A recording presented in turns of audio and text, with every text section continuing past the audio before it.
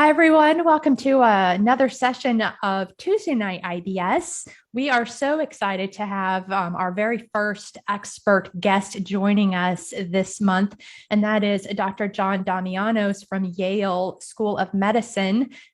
He has been a frequent host of some of our tutorials on Twitter over the past year or so, and you've probably seen a lot of his other tweets educating us all in the area of DGBI.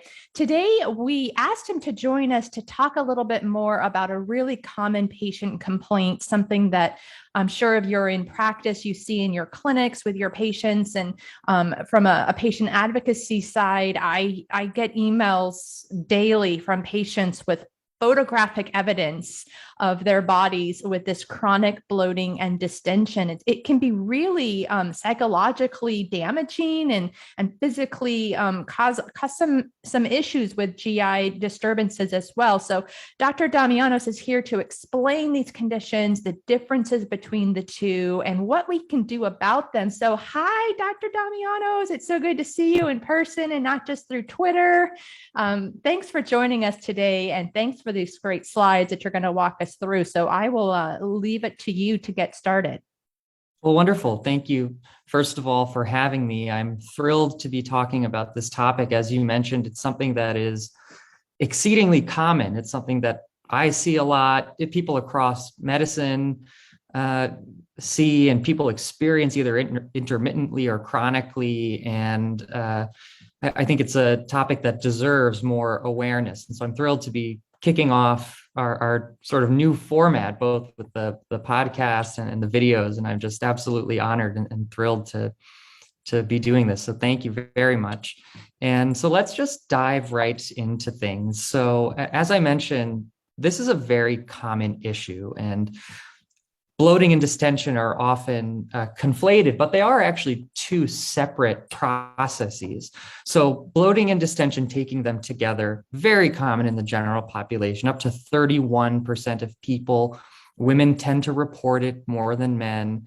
And in IBS, this is probably the most common pathology in which we see bloating and distension. So up to 90% of patients with IBS, particularly in those with constipation predominant IBS, are going to complain of bloating and or distension. A recent paper just came out looking across disorders of gut-brain interaction and tried to identify certain factors that were associated with the severity of bloating and distension. And what they identified from their survey was the severity of constipation, abdominal pain, somatization, the presence of functional dyspepsia as opposed to irritable bowel syndrome, which was interesting and perhaps contrary to what a lot of us had thought. The presence of functional constipation and younger age. And taking these complaints, in addition to them being exceedingly common, they can wreak havoc on patients' lives, as you did mention before. So 75% of people who have bloating and distension say that their symptoms are either moderate or severe. And 50% of people say that their symptoms are so severe that they actually impact their daily life in a negative way. So they cause a reduction in their ability to carry out their days as normally. So these are exceedingly distressing symptoms to people and very common symptoms. And so it's important that both as patients advocating for themselves and also as clinicians that we understand the proper workup, management, and treatment of these conditions. So again, I said that bloating and distension are sometimes conflated, but they are two separate processes where bloating is a subjective sensation. It's a sensation of gassiness, a feeling of trapped gas, abdominal pressure.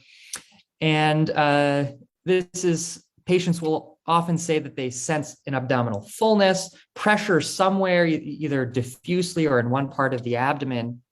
Distension, on the other hand, is objective, and it's a physical manifestation of an increase in abdominal girth. And so patients will say, I look like a balloon or I'm pregnant. And just like you mentioned before, I get emails and I get pictures in my clinic of people saying, look, this is me before a meal. This is me after a meal. I look like I'm 9 months pregnant. What is going on with me? And again, these are separate processes.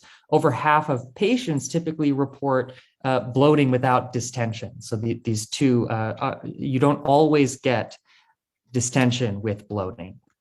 So the differential diagnosis of bloating and distension is fairly extensive, and having a good handle of this kind of from the bird's eye view is helpful in using your history, physical and other labs, imaging, et cetera, to be able to properly diagnose what is causing any given patient's bloating and distension. And my general branch point is this gastrointestinal in origin, or is it non-gastrointestinal?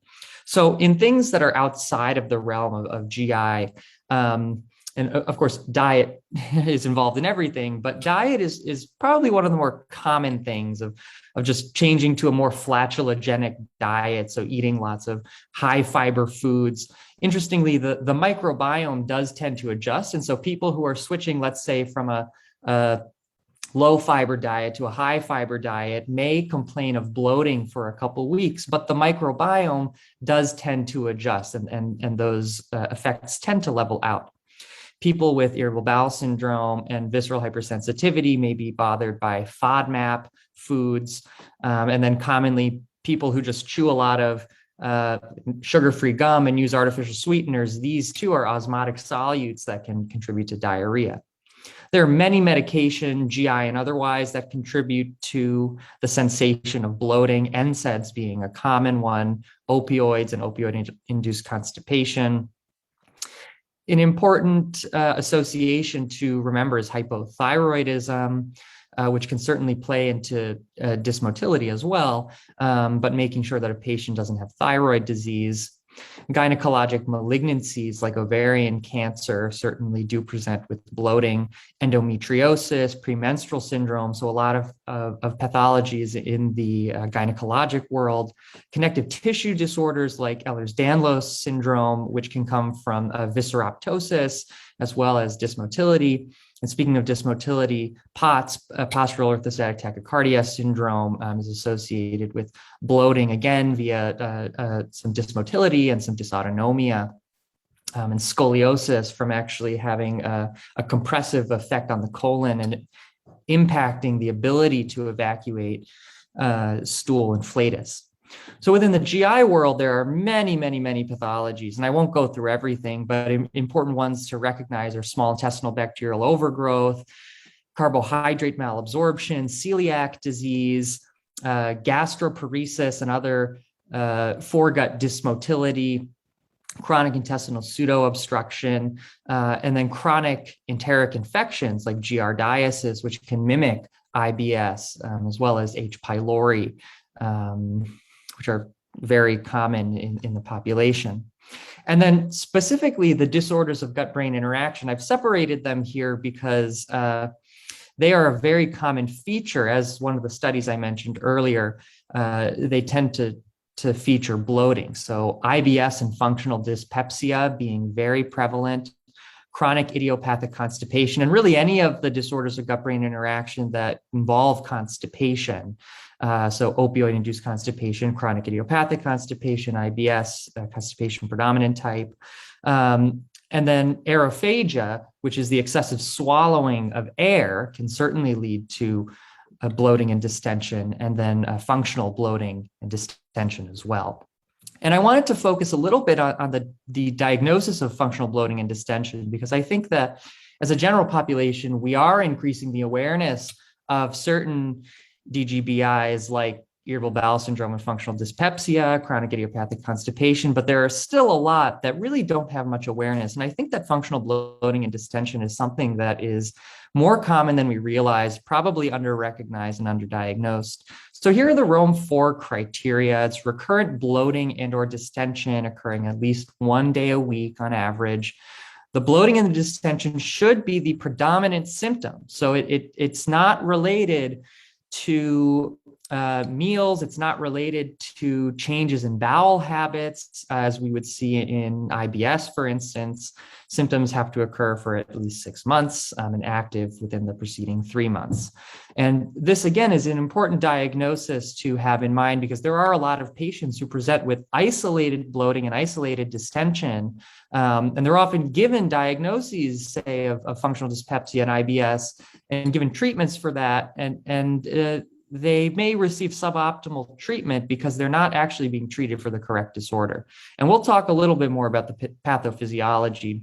So beginning with normal physiology of bloating and distension, I have here on the right an image that details the intake and expulsion of gases throughout the gastrointestinal system.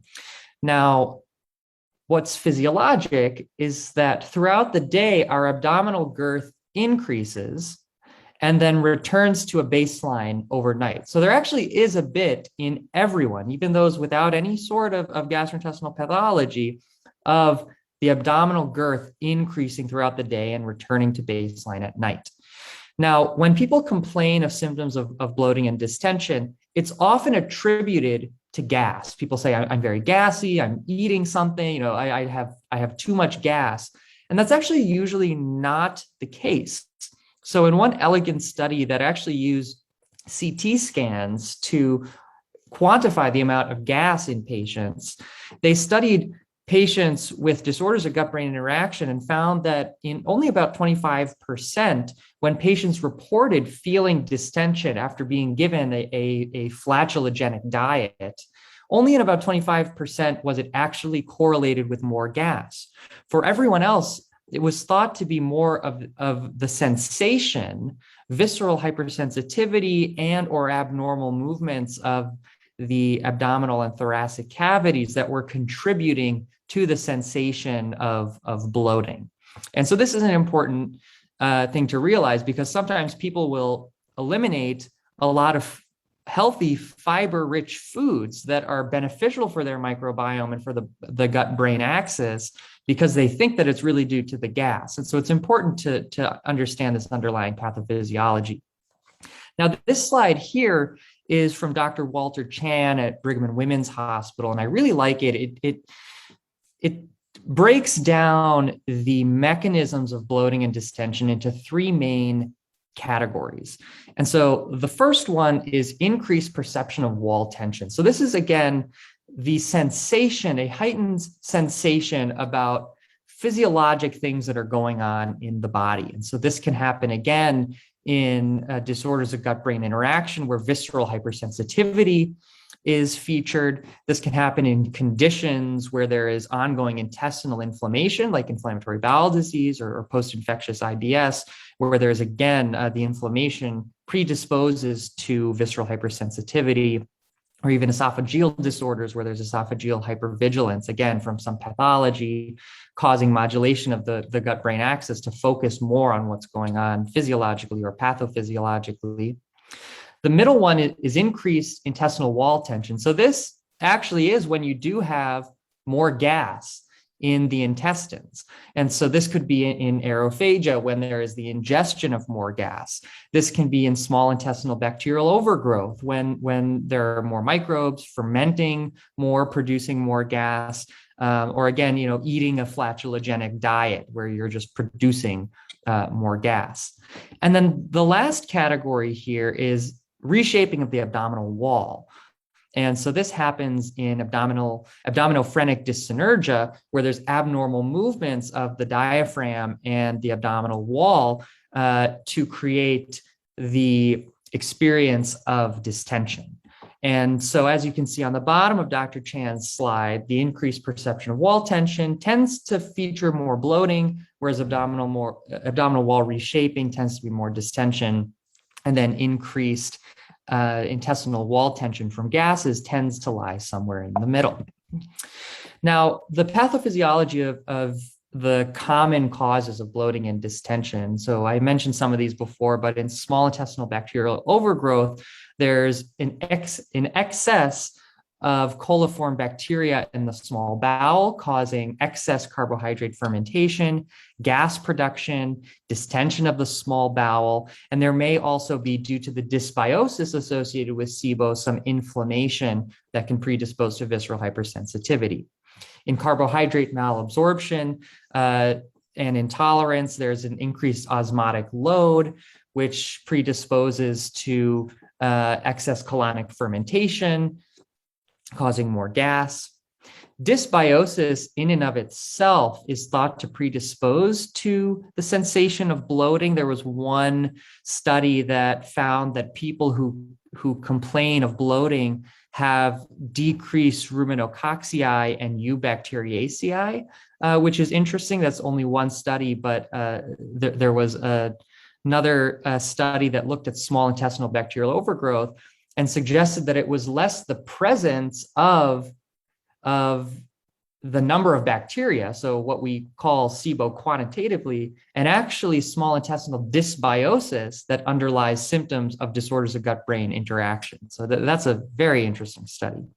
Similarly, dysmotility, examples including gastroparesis, scleroderma, chronic intestinal pseudo-obstruction, can cause the sensations of bloating and distension from a few different mechanisms. The stasis can predispose to SIBO and excess fermentation, and then the dysmotility can also inhibit normal transit of gas and stool.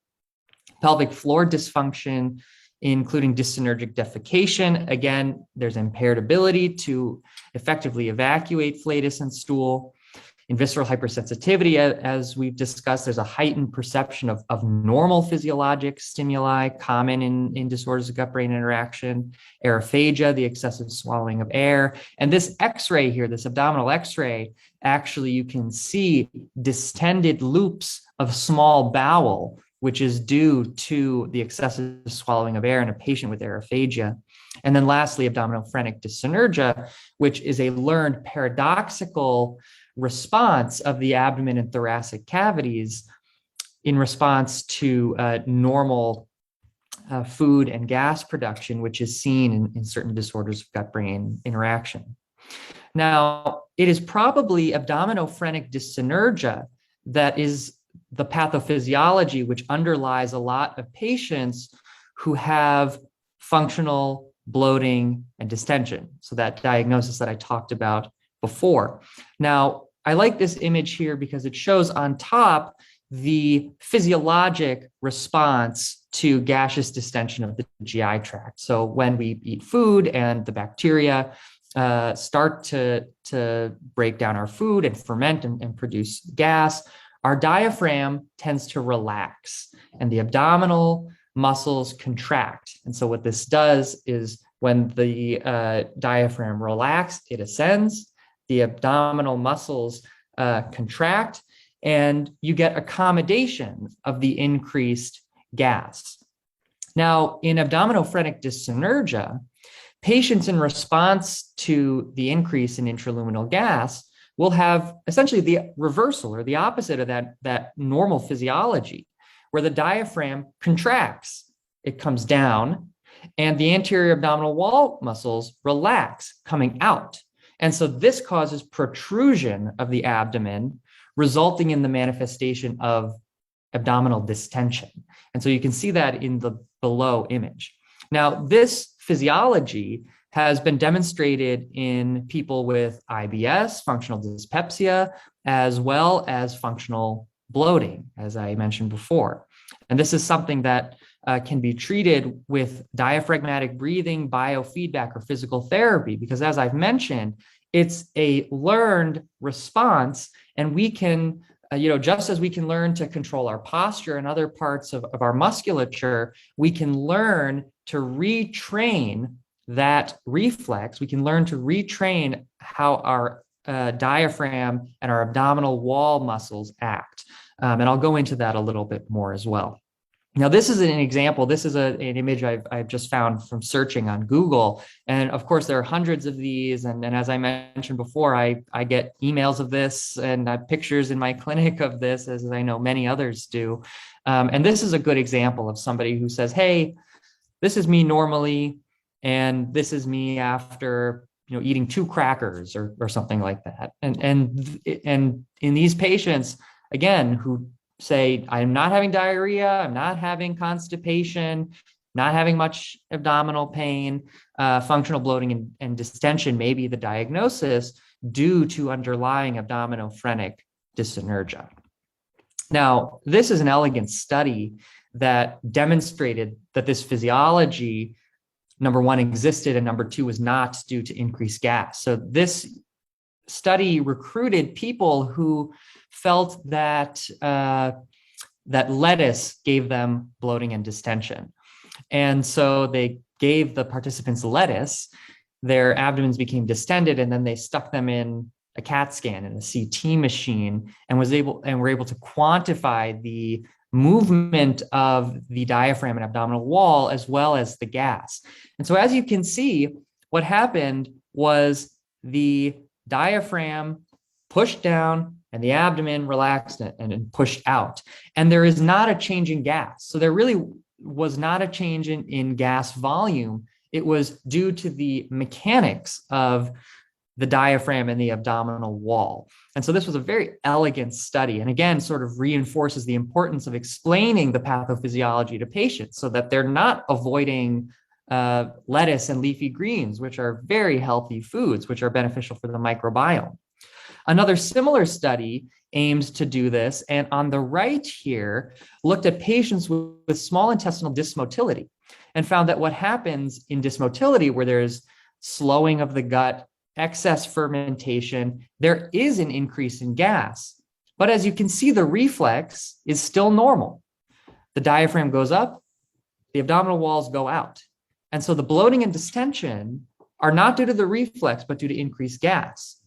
But then this first image here of people with this paradoxical response have no change in gas, but due to the abnormal reflex, have bloating and distension. So these were 2 very elegant studies that helped identify this physiology. Now, when working up bloating and distension, as in all good medicine, a good history is at the crux. So the onset and the timing, relation to food and bowel movements, surgical history, since surgeries can certainly predispose to dysmotility and to SIBO. Medications and supplements, it's always important to ask patients about over-the-counter supplements, vitamins, herbs that they're taking. Physical examination is always important, including an abdominal exam, including a rectal exam to evaluate for evacuation disorders and pelvic floor disorders in patients with constipation. Breath tests are increasingly being used for the diagnosis of SIBO, intestinal methanogen overgrowth, and carbohydrate malabsorption. And I won't go into the controversies around breath testing, but I've put here the parameters that are accepted in North America for the procedure of the lactose and fructose tests and the diagnostic parameters for the diagnosis of SIBO. Certainly ruling out celiac disease with serologies. Alarm symptoms should prompt upper endoscopy. Abdominal imaging may be indicated in certain patients. For instance, if there is suspicion of inflammatory bowel disease or suspected small bowel dysmotility. Gastric emptying studies or other motility studies of the foregut, the small bowel, for people with suspected small bowel and gastric dysmotility. And then anorectal function testing, such as anorectal manometry and MRI defecography, to evaluate for evacuation and pelvic floor disorders.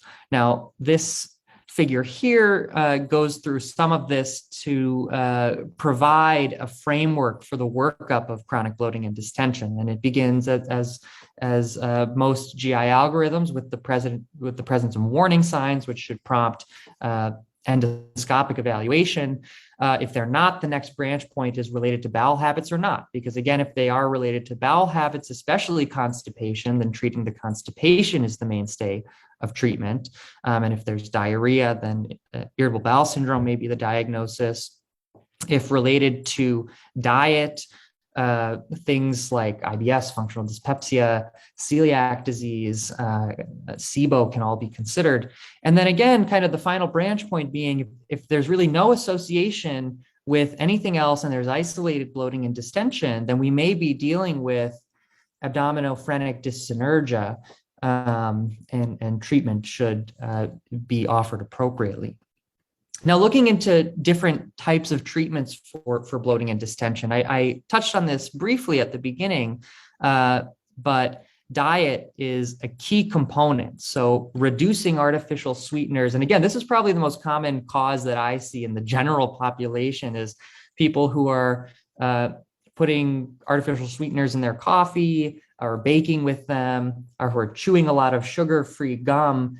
These are osmotic solutes that can cause excess fermentation and cause diarrhea.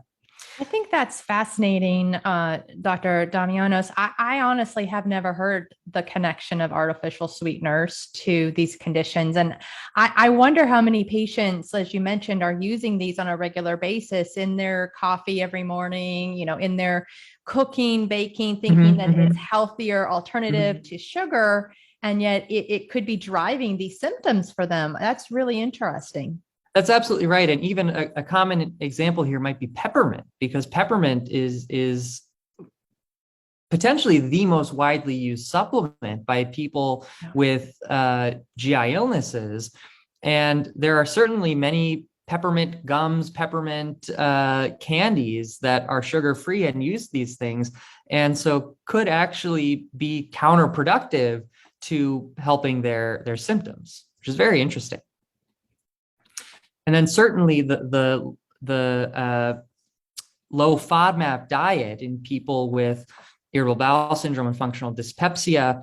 And I have a nice diagram from a paper on the low FODMAP diet that explains how in people with an underlying dysbiosis, that the presence of FODMAPs can cause gas, bioactive metabolites that in people, again, with dysbiosis and visceral hypersensitivity can cause, in addition to diarrhea and fast transit, can cause bloating and distension.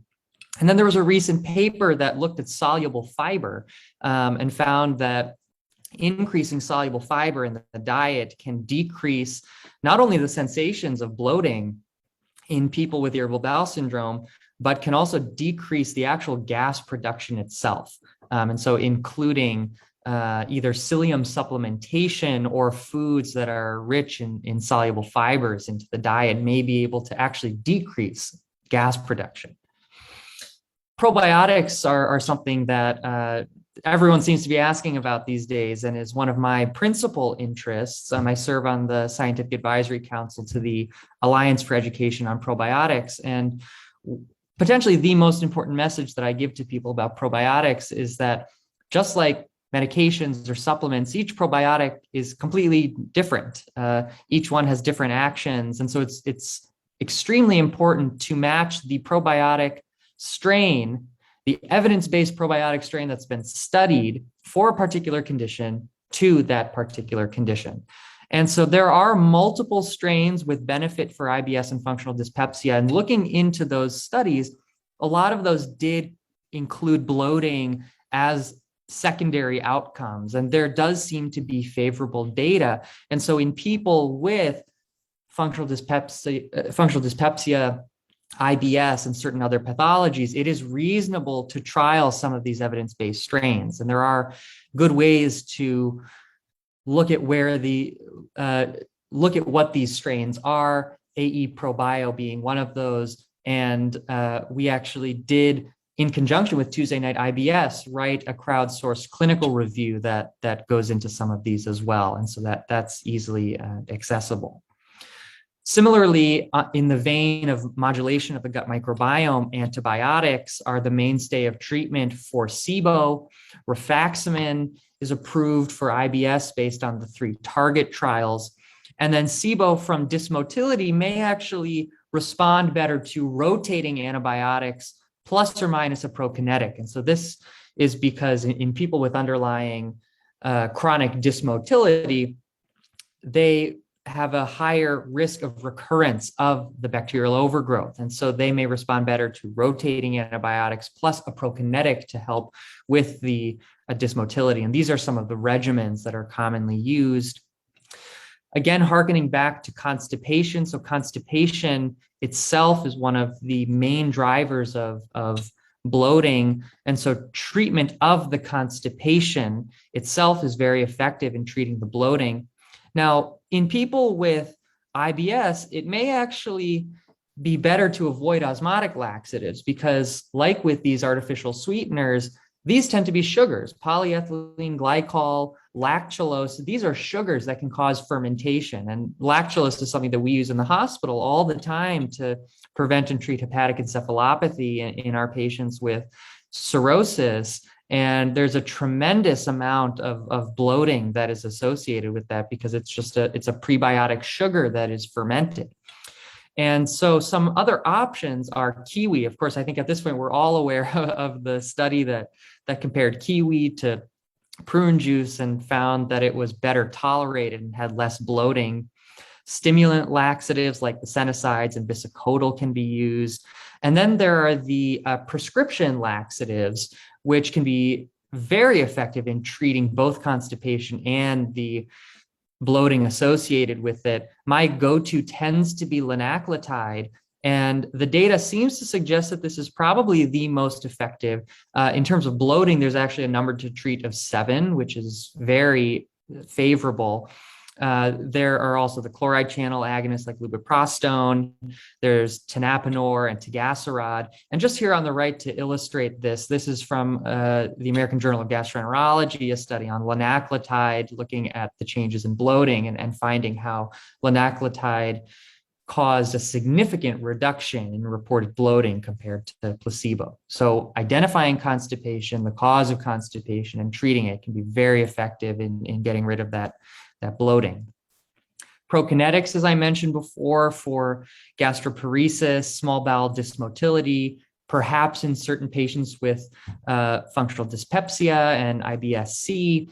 This is a slide I took from Dr. Baha Moshiri, who recently gave an excellent virtual GI grand rounds on small bowel dysmotility and IBS mimics. And these are the prokinetics and their considerations that she has offered.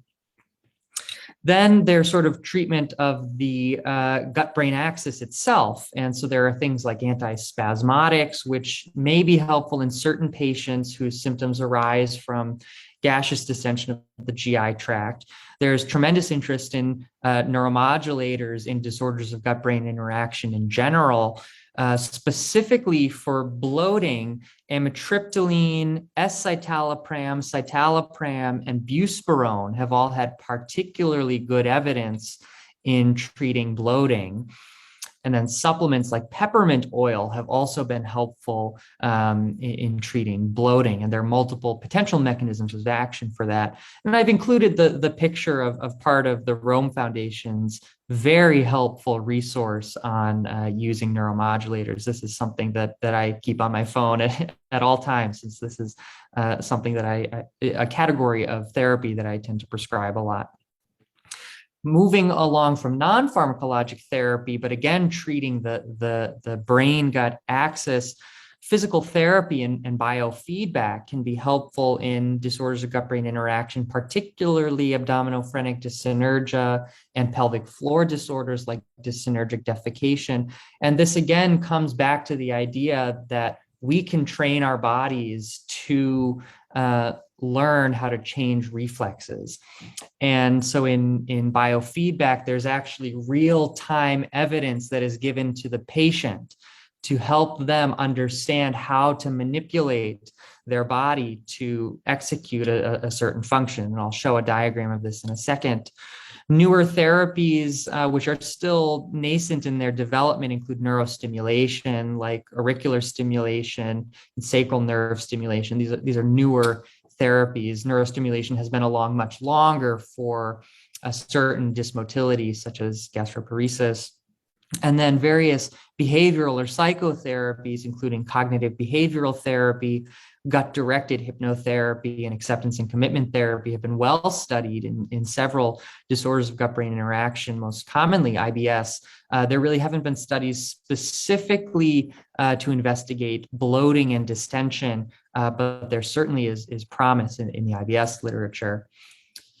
Now, this here is a slide from a study that looked at biofeedback in patients with abdominophrenic dyssynergia.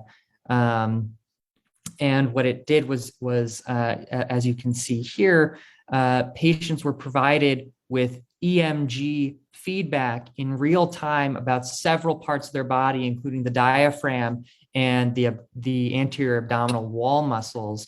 And the black bars show the biofeedback, the white bars show the placebo. And as you can see here, the biofeedback significantly was able to change the EMG activity. The patients were able to learn how to retrain their bodies to move back to the physiologic response to increased gaseous distension of the GI tract. And from the same study, biofeedback was found to change the perception of bloating and distension, as well as the actual girth of the distension. So this is a very promising therapy for people with functional bloating and distension and abdominophrenic dyssynergia. Similarly, pelvic physical therapy for both abdominophrenic dyssynergia and chronic idiopathic constipation and other defecatory disorders.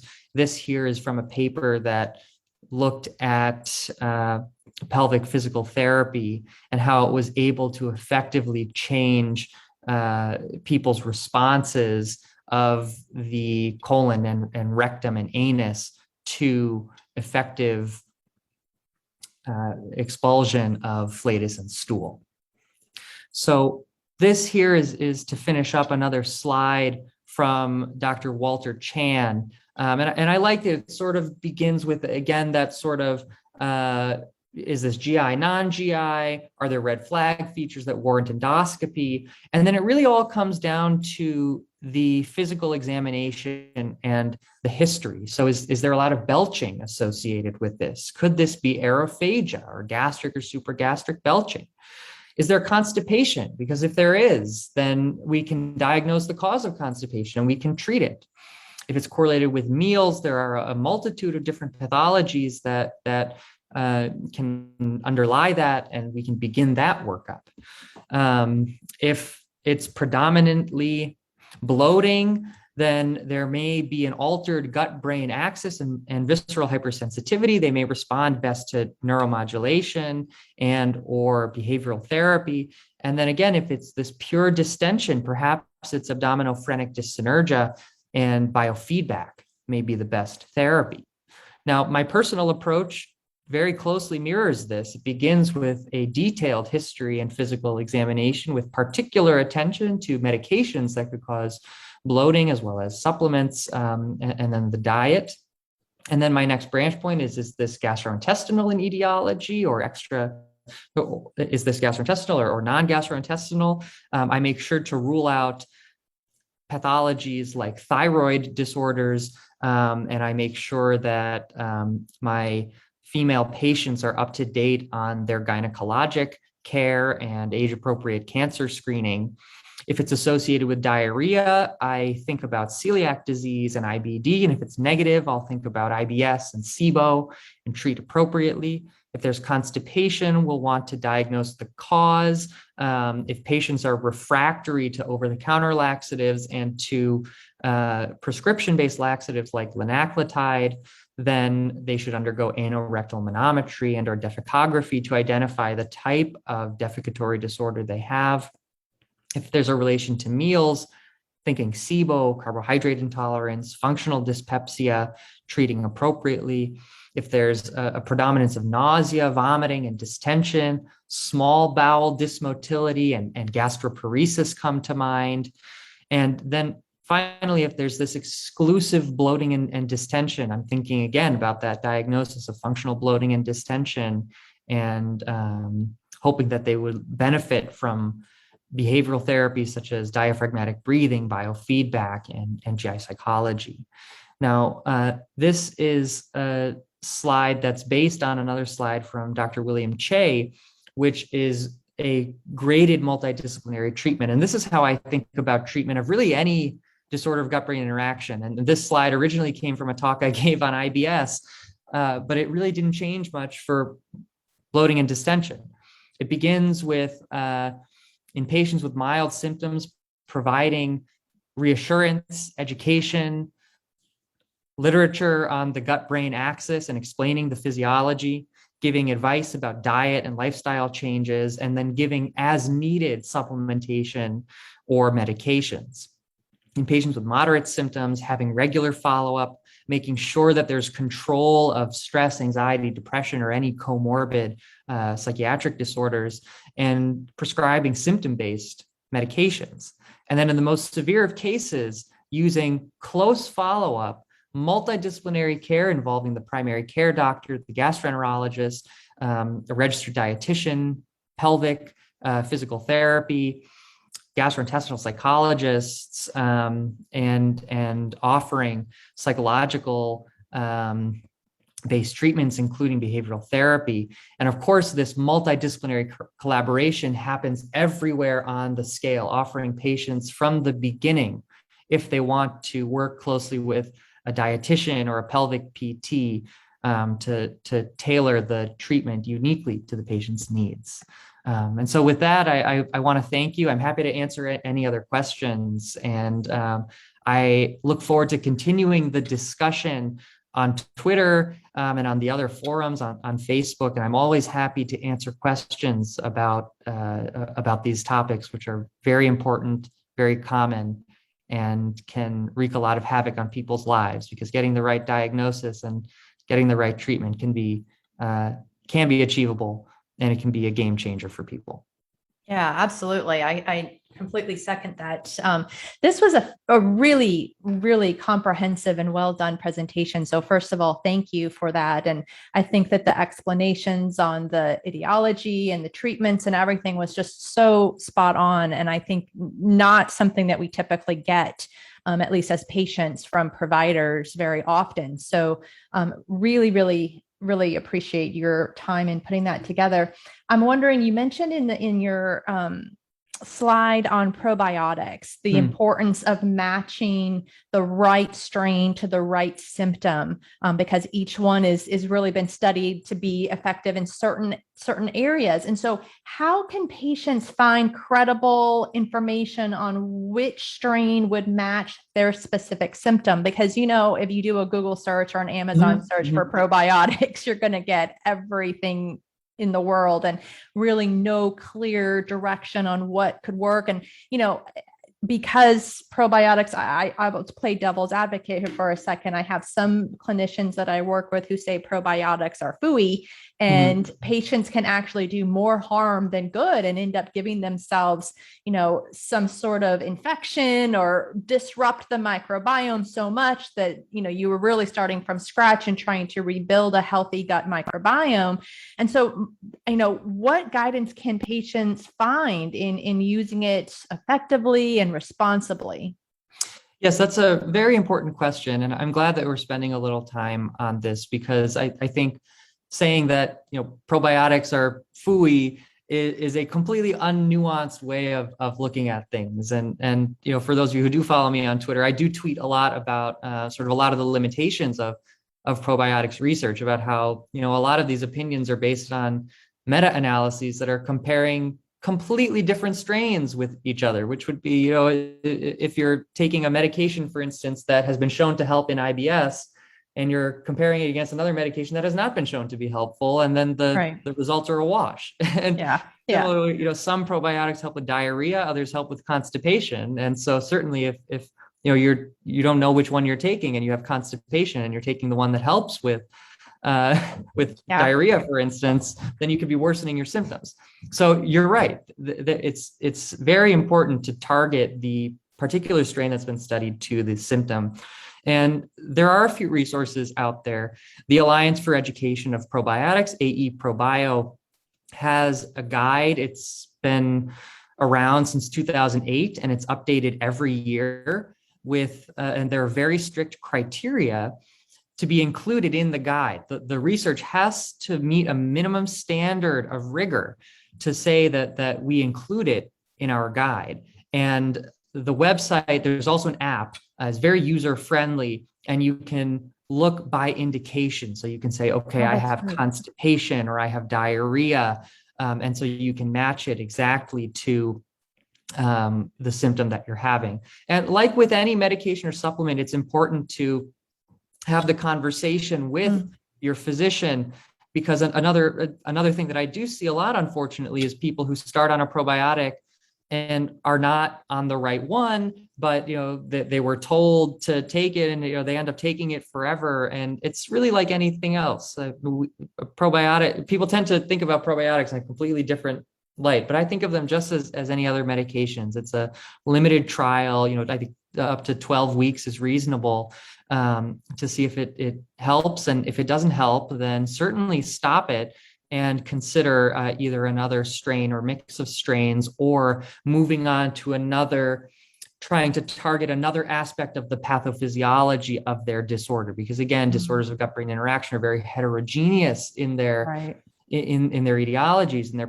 pathogenesis. And so if modulation of the gut microbiome doesn't seem to be helping, then perhaps moving on to a different part of the pathophysiology may be more beneficial for that individual patient. Yeah, that's great. Another question I was thinking of as you were going through your presentation was the role of GI psychology, and you mentioned that several times. I'm curious, we talked about in the beginning about how impactful bloating and distension can be on patients when it's quite severe, particularly similar to that slide you showed with the young lady with a quite distended abdomen. And I know a lot of patients email me and they're incredibly affected psychologically, emotionally. They don't want to leave their home. They don't wear a bathing suit. They have no clothes that fit them. I have one woman that has resorted to wearing maternity clothes because nothing fits her. And it's just incredibly hard for her to manage psychologically. Can you talk about the benefits of GI psychology, not just in possibly treating the symptoms themselves, but also in managing that quality of life and that psychological impact? So these symptoms, as you mentioned, can be so disruptive and so disturbing that they can impact people's daily lives in anywhere from minor ways to say, I don't really eat out at restaurants because I don't know what, my body's going to do, to people essentially confining themselves at home because they're so self-conscious about how their bodies looked. And this is related to, but separate from, the underlying diagnosis. This tends to take on a life of its own. It's anxiety about a diagnosis.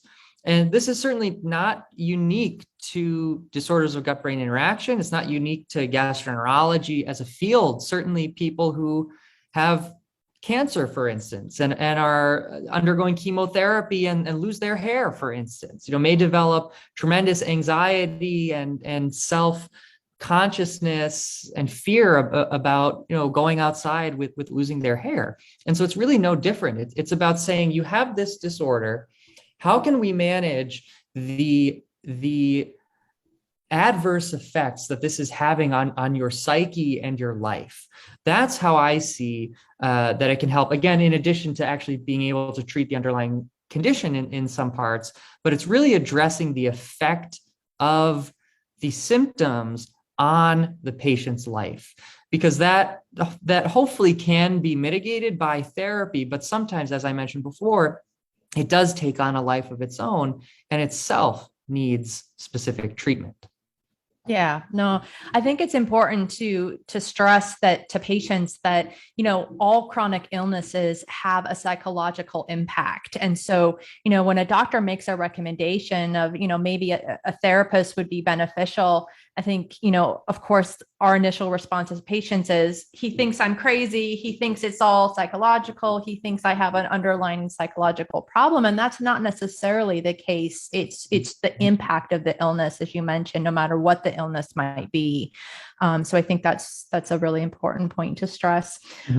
Finally, you mentioned the importance of multidisciplinary care, and I fully support that. And Dr. Che is kind of the big, strong voice in GI for pushing for more centers to offer that to patients, but it's still not available very many places. So for those patients who don't have that option of a fully multidisciplinary care center, how can they kind of piecemeal, or what would your recommendation be for them to find some of these other treatments like physical therapy, pelvic floor physical therapy, or dietitian advice, or things of that nature?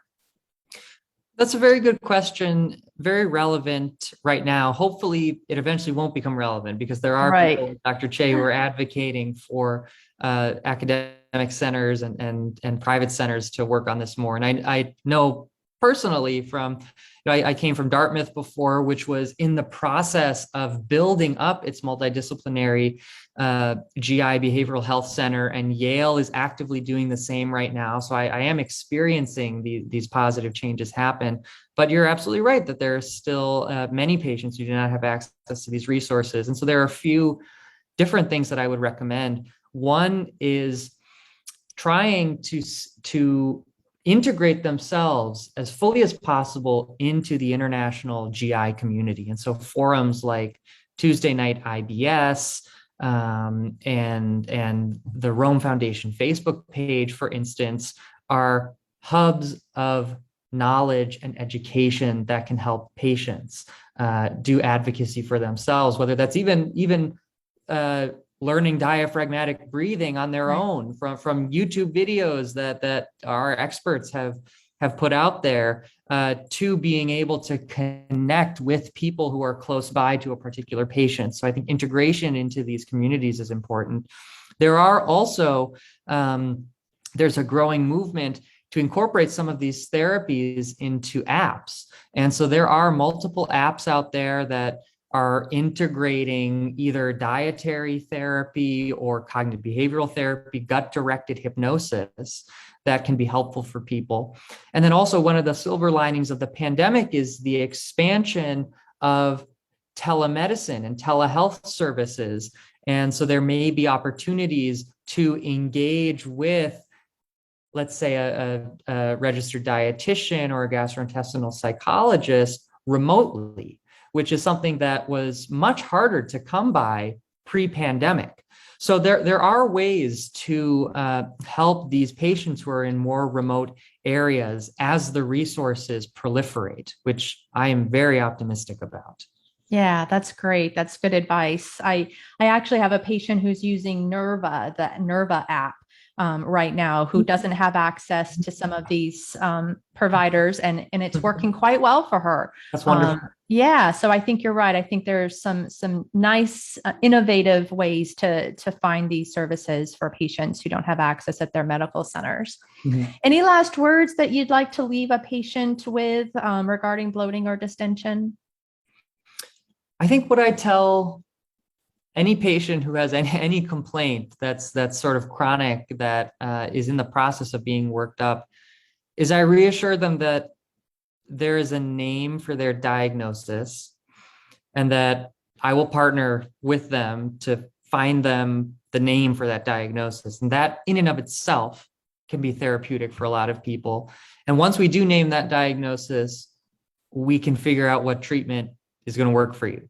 And particularly in disorders of gut-brain interaction, I reinforce to people that it's not like a diagnosis of, say, type 2 diabetes, where there's a finite number of medications and we try those and it tends to work. We may have to get a little more creative and figure out what works exactly for you, because there are many different contributors to disorders of gut-brain interaction. And so I really emphasize to patients that it can be a long journey, but there can be an endpoint. Patients can get a diagnosis, they can get effective treatment, and they can live normal lives. I do want to emphasize that. Great. Well, thanks again for joining us today. If you have any questions for Dr. Damianos, you can always find him on Twitter. There's his Twitter handle on the screen, and we'll post it as well on our podcast and on our Facebook page. I'm sure he'd be happy to answer questions from you via email or through the chat functions of those platforms. Until next time, have a great day, everyone. We'll see you again real soon. Bye-bye now.